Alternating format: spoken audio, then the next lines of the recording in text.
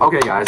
Boy, have we a story for you, fellas. Everything from the homeboy being naked in a car full of fucking men, to me trying to text my ex and getting blocked, to a fucking drunk 15-year-old climbing a sprinkler in the middle of a field at 3 in the morning on his birthday, to us almost losing our friend because he ran into a cornfield. This fucking story. Dad moral. I just said the fucking Mr. Lewis fucking.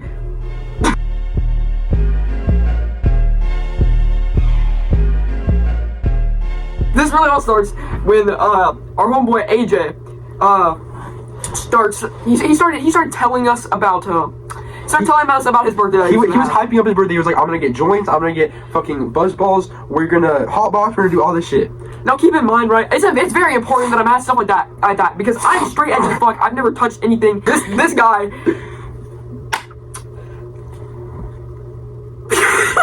AJ's hyping this shit up like it's about to be a fucking Project X, fucking that type of shit, right? Now keep in mind, AJ comes from a very Christian household. He basically lives on a farm, on a highway. Mind you, family members were there. Yeah, family. His grandma was at that party. His parents are very strict. They do not let him cuss. He has very respectful manners. He can't say crap, or like, he can't say stuff like, he can't say shit like that. I need a fucking haircut. Anyway, so fast forward to the day before the party, right? I was sitting in my room, and I'm realizing I'm gonna be the only motherfucker sober at this fucking party. Matter of fact, you weren't even supposed to stay the night. Oh yeah, so here's the thing, right? I was not originally planning to stay the night, right? I went into this like, I do not want to fucking sleep over at no one's house, right? I want to come home. I was like, no, I don't want to stay the night. The next day, I'm getting ready to go to the party. I got my fit on, not that tall, it was kind of ass, but whatever. We're all a bunch of fucking mid-90s skaterette, a whole bunch of mid-90s. When you get there, I got my board. Everyone else has their board, and he has his shed, right? And I will never fucking forget this shit. It's like his shed door was open, and then there was a fucking like galaxy like fucking tapestry that was like huge, like 20 feet by 20 foot fucking tapestry, and it was like galaxy background, like the outline of skaters. It said "Happy Birthday." Who the fuck thought that was a good idea? A 15-year-old's birthday party. Everyone pulls up and they're like, "The fuck?" Fine with it. I was like, you know what? This is kind of fun. I'm just skating, having a nice old grand old time. Maybe no shenanigans are gonna happen. Maybe everyone won't be that fucked up, right? We made a new friend. So mind you, we have not seen him since. I have him on Snap. I have not texted him. Nothing. But we still love him because of that night. Yes. So we meet this motherfucking character. His name is Mason. This motherfucker might be one of the nicest, chillest people I've ever met in my fucking life, dude. This guy.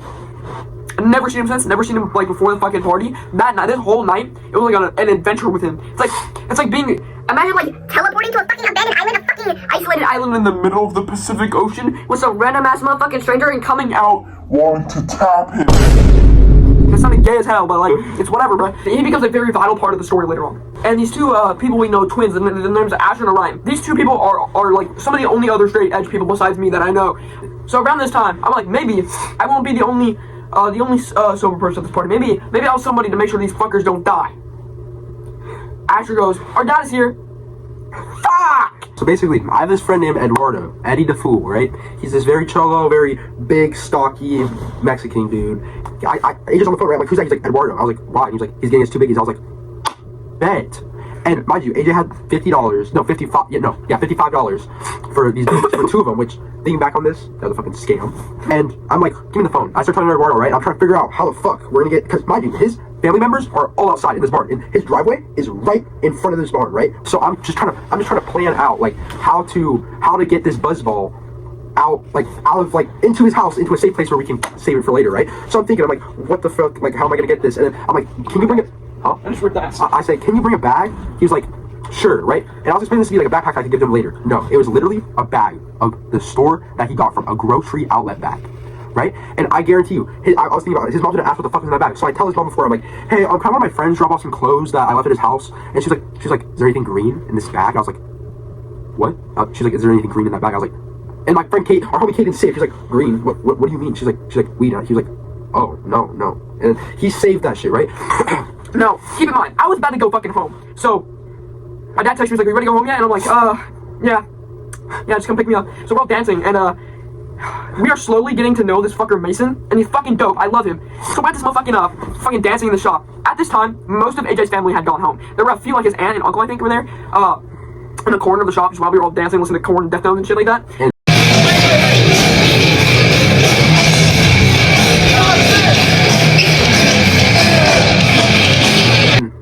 this is around the time when Eduardo finally pulls up. Yeah, so he got the shit. Okay, no, okay, so basically, right, I'm getting ready, right, I'm like, fuck, okay, and mind you, his family's watching this, okay, they pull up in this truck with filled with four gangbanging looking Mexicans, right, they probably thought they were my fucking cousins, right, and I grab the bag, right, I start walking to the door like it's regular, right, the second I get in that doorway, dead sprint to his fucking room, right, and I had a hoodie and extra clothes that I brought before this, so like, I'm just gonna throw these in here and put the buzz ball in my duffel bag that I brought, right, and then finally, and then, so yeah, we leave it there, and then we go back, everything normal. No one suspected anything. And then that's when we start dancing, listening to Deftones and Korn, all types of music, having a fun time. Having a fun time. Now my dad gets there.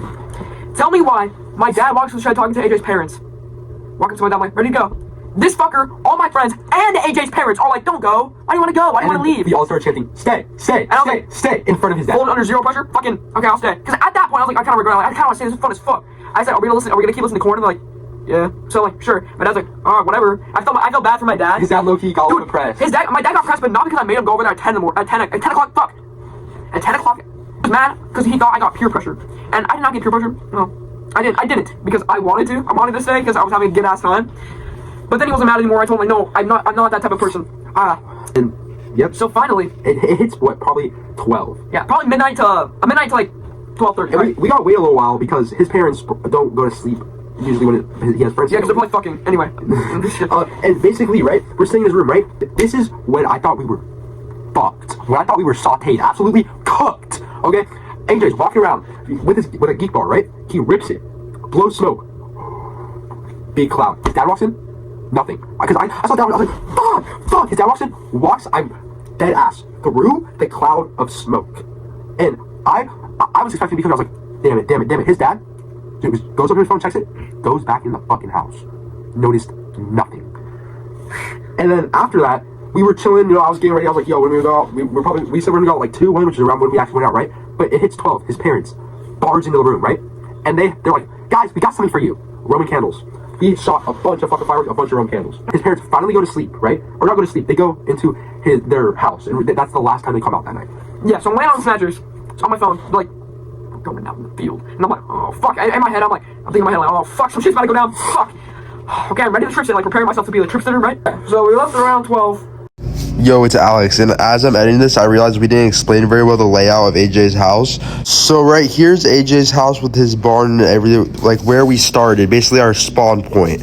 And then the raspberry field where we end up is right here, and then a very vital part to this story that will be very vital later and important is the cornfield that we have no idea about until we find it later. And then right here's the trail, and it basically goes like this way to the cornfield. And mind you, we live in like a little Dutch town that's like right next to the Canadian border. Like my house is like not even 10 minutes away from the Canadian border, and his house was not even, like, you can see the Canadian border from his window. That is also very vital information for later. Walking out in this field, it's dark as fuck. Mind you, there was 4 people, right, that were drinking. Me, Caden, AJ Mason. AJ Mason shared a buzzball, me and Caden shared a buzzball. And they were those big ones. And yeah, the biggie ones. And yeah. So they were fucked up, right? But they didn't drink it all at once. See, we found like a good section, and I was watching over them, making sure like nothing terrible happened. Not a farmer walked out and just shot us all. Yeah. So they start off with not a lot. Take some sips, and they're feeling buzzed. We were sitting in the berry fields. We were just having a good time, taking chug, right? And we probably had 75% each in each buzz ball. So we probably drank each like 13%, right? Yeah. So they were feeling a little bit like some of them were buzzed, and like some of them were a little bit more than buzzed. We got right now, Kaden. We are chugging right now, bro. We are chugging it. He's in the corner over here witnessing all this. Water. Yeah, he got water. So Caden is like, yo, let's just start walking into the berry field. We're like, all right. So we're walking in these fields, right? Walking around, and then we start to hear a fucking noise. You know what we hear? Pack of coyotes. We fucking hear coyote. And even though there was pitch black, 4 drunk people, 1 sober person. Yeah, in this fucking raspberry field. So I'm like, okay, I know they're just fucking coyotes, but y'all are fucking drunk as hell. You're doing some stupid shit. So like, let's go away from the area where we hear them, right? And me and Aiden start running, right? Yeah, we start running away. We're like, yo, and they're like, no, they're just coyotes. I don't give a fuck. I don't give a fuck. We hear coyotes, bro. We're dipping, bro. No, we hear the coyotes. I'm drunk as fuck. No. I'm starting to get a little bit freaked out. So keep in mind, I think like 2 weeks. I think you and like one other person, like completely fell. Like, completely Oh, yeah. on your face. You were barely walking. It was muddy as shit. It was okay. So the people who were fucked up as shit were me and AJ, right? Caden and Mason. Mason was definitely like he was definitely drunk, but he wasn't drunk enough where he was stumbling doing dumb shit. And Caden, he was definitely fucked up, but he's a good person. He's our good homeboy. He was watching over us too, basically, but he was still pretty drunk. Okay, so we got back out onto the field, and we're recording videos and shit, like having a good time, and oh fuck, this is supposed to get good. So, eventually we're like, eventually I'm like, okay, yo, let's sit down and let's just talk for a little bit, because I'm starting to get worried, because everyone's like getting to the point like Stumbling around, running away. Keep like, as everything is going on, everything is progressing, they are progressively getting more and more fucked up, more and more drunk, right? Like, not good. This whole night is just us fucked up for hours. In the morning, we still basically felt it. Yeah, so we're all sitting down. At this point, I have you fuckers ask me like, am I slurring in my words? Like, awesome fucking retic of shit. Like, you sounded dumb as hell. You sounded fucking autistic. And mind you, I only have one video of when I was so fucked up, and that's still not the most fucked up I've been. And you can tell in the video, I was slurring my words as fuck. I was barely speaking. Yeah. We got Biggie. We're out in the wilderness. We got two Biggies. We got two. There's one, there's two. Show her the other one. The other one? Have it. It's holding. Oh, I got it. So, now, what happens next just becomes a common theme. We're all sitting down talking, I think mid-conversation, talking about how much we love each other. This fucker AJ stands up, looks me in the eyes, turns around, and sprints Usain Bolt 85 miles per hour into the fucking void. Into fucking darkness. Fucking sit down. This is exactly what I was doing. I want to get to the point where I'm not walking normally. And this whole time we're like, AJ, get back here right fucking now. We're already after him. We're running after him. At this point, we haven't been that far down the trail. We get to the end of the trail, and I can like barely. I have my phone flashlight on because it's pitch black, and I can only see like the faintest outline of AJ. At this point, it's probably when it hits like 1. Yeah, maybe 1:30. It hits like 1 o'clock, right? At this point, I can see the faint outline of AJ in the fucking darkness, and exactly like 3 feet in front of me. So I have an iPhone 6, and I need a new fucking phone really bad. So basically, AJ's getting faster and faster. He's like shifting gears pretty much. First, second, third, fourth, then fucking fifth. Fucking 18th gear. I don't know what the fuck. I could not keep up with him. There were like potholes all over the ground. He does not have a flashlight. Pitch black. He can't see shit. He just full Mind you, he is stumbling as he's running.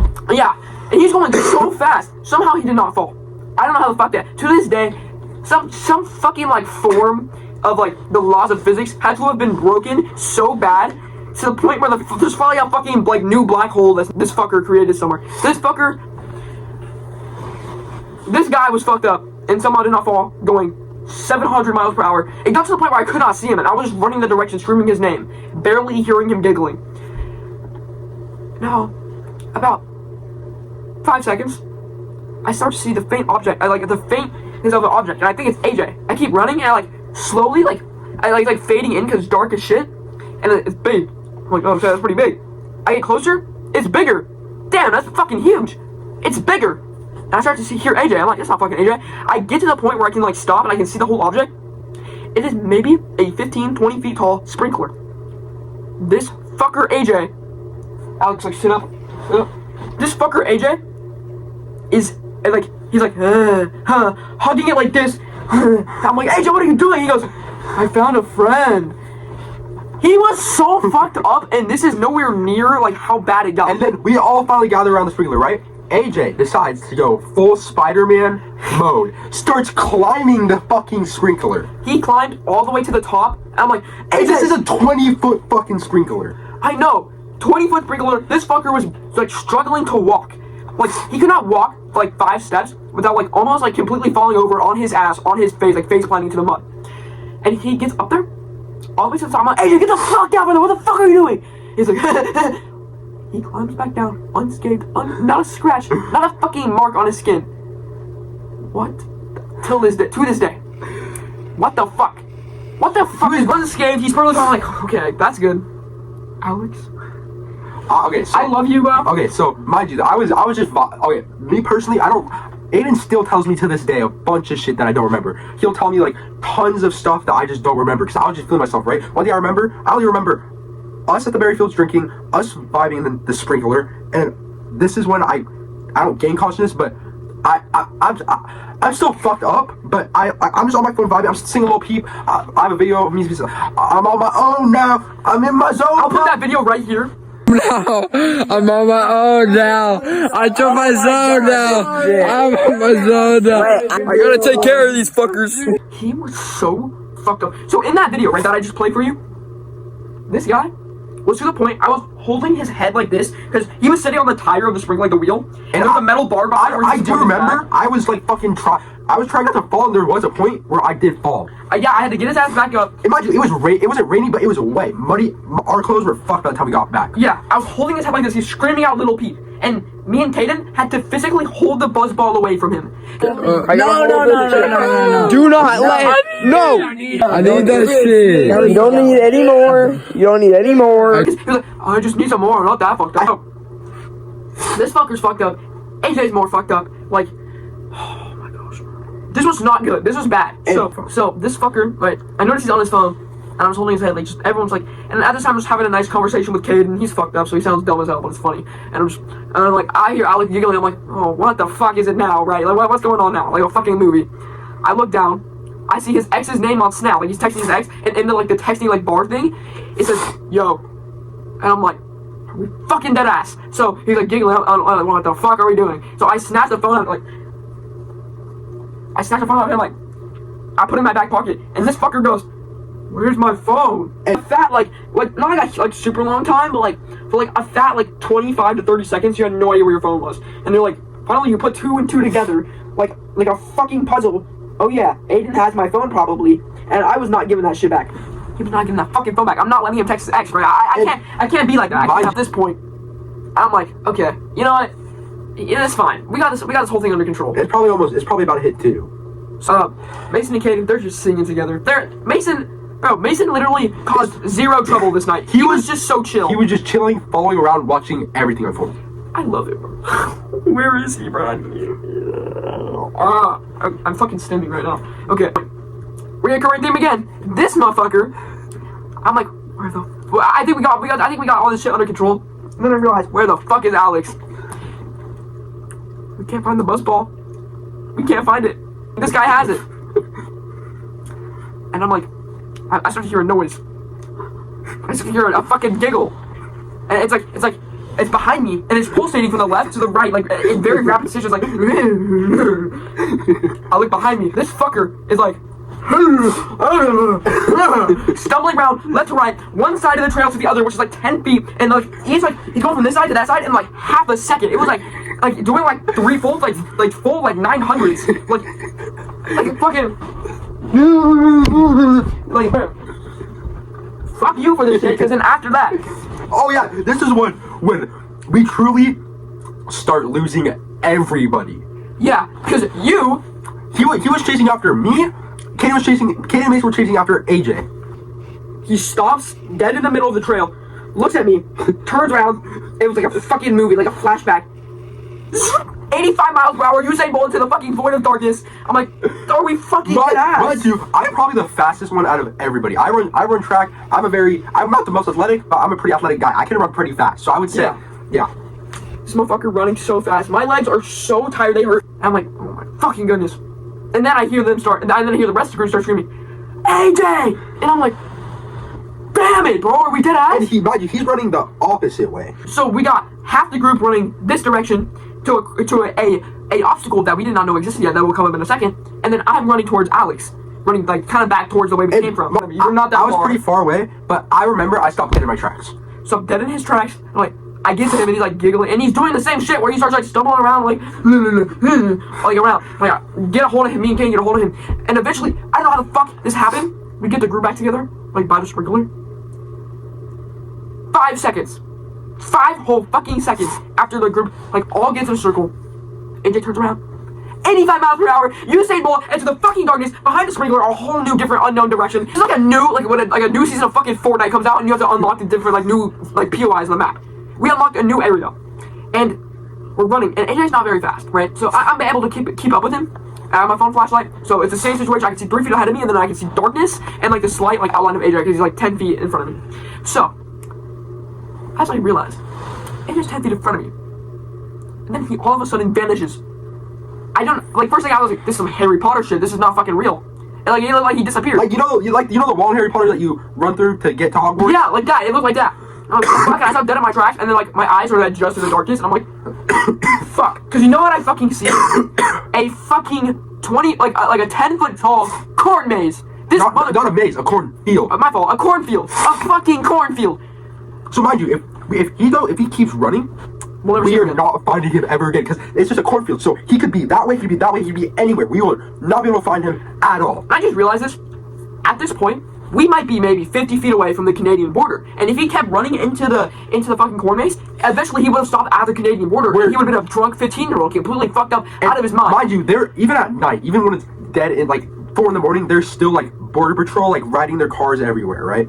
Yeah. So this fucker AJ is in this I'm gay in this fucking corn maze, fucking cornfield. I'm gay. So me and Kaden, we're like, it sounded gay, but we were like begging. We were literally, AJ, please. I'm like looking in there because I'm like, oh fuck, because we can't hear him at all. I'm like, oh my fuck, he kept running, bro. We're never seeing AJ again. We thought we were gonna have to go back and break the news to the parents that AJ was dead. And then I see a pair of eyes 5 feet into the corn maze, and I hear a shuffling noise, and I see him go. He has like a grin on his face. We're like, come back! We need to go back to your house. At this point, we have fully decided this cannot go on any longer. We need to go back to the fucking shop.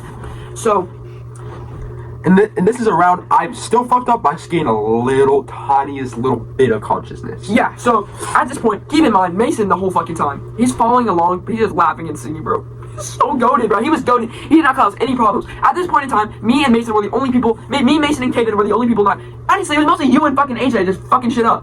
So, basically, walking back to like the sprinkler area, right? We're like, okay, fuck, we need to